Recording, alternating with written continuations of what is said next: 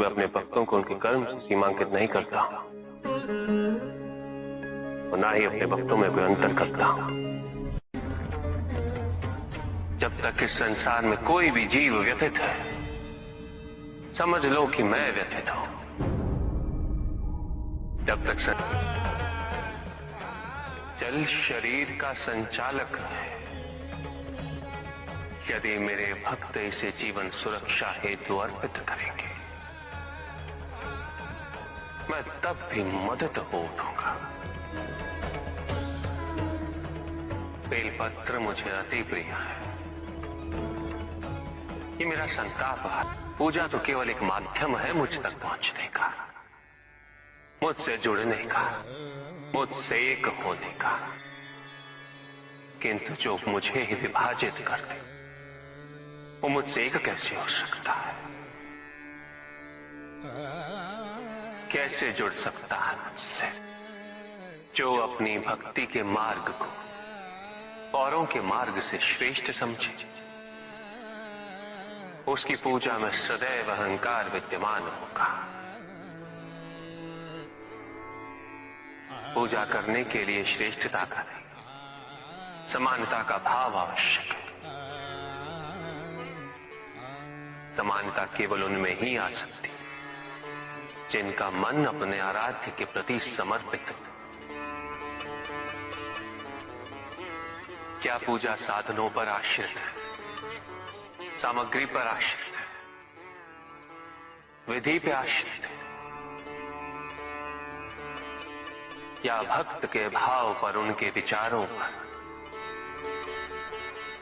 यदि पूजा करते समय व्यक्ति को यह स्मरण रहे कि वो कितनी श्रद्धा, कितने समर्पण और कितनी भव्यता से पूजा कर रहा है, तो वो पूजा नहीं।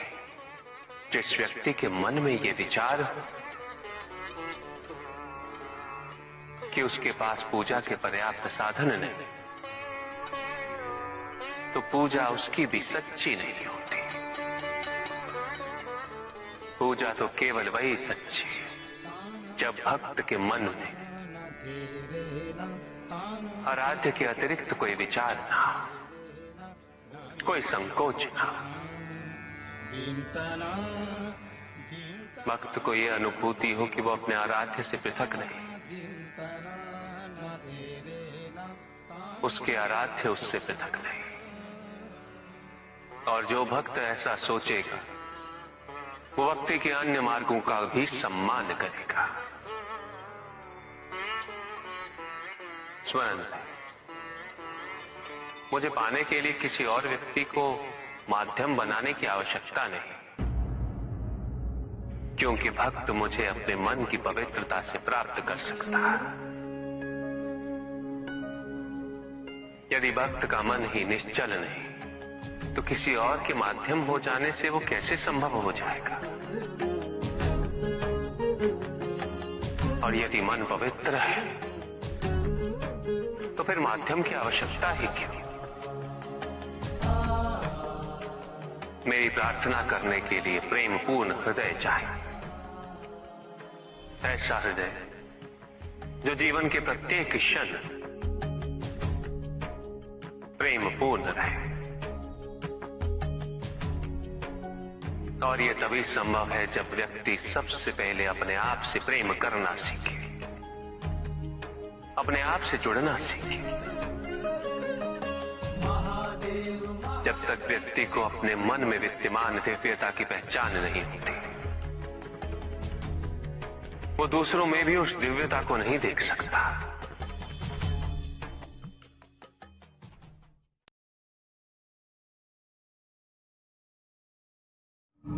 सभी के उद्धार के लिए मैं आपसे निवेदन करता हूं कि भक्ति का उचित मार्ग बताए हमें, ताकि मेरी भांति दूसरा कोई भूल ना करे।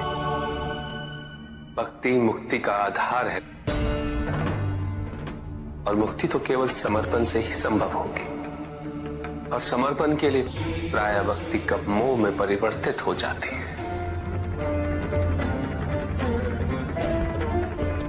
और ऐसे में पथ भ्रमित होना अनिवार्य है।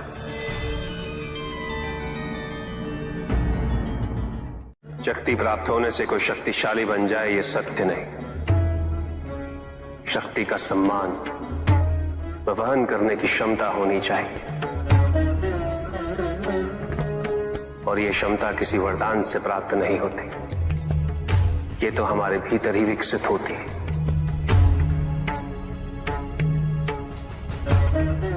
हमारे विचारों से,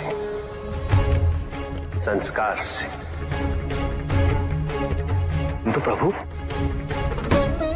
जो आपकी तपस्या कर आपको प्रसन्न कर लेता है, उसके विचार व कर्म शुद्ध ही होंगे ना? अधिकांश व्यक्ति ईश्वर के प्रति केवल इसीलिए समर्पित रहते हैं ताकि वे अपनी सांसारिक इच्छाओं की पूर्ति कर सकें।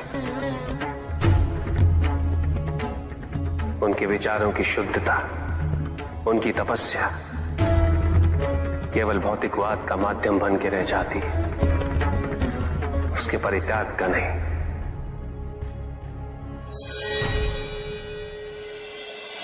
अहम भाव से ग्रसित ऐसे व्यक्ति अपने से परे देख ही नहीं पाते।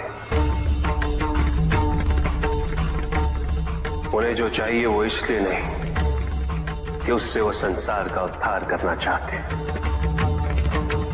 अभी तो इसलिए कि उससे वो केवल अपने परिजनों का उद्धार कर सके।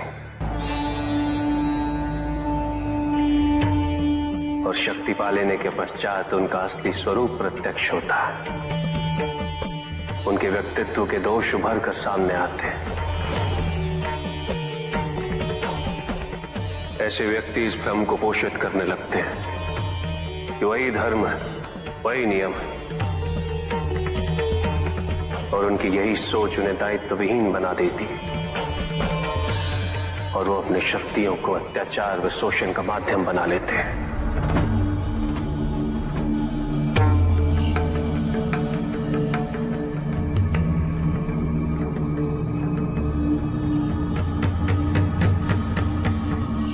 जब जब वरदान को अहित व अन्याय का माध्यम बनाया जाएगा,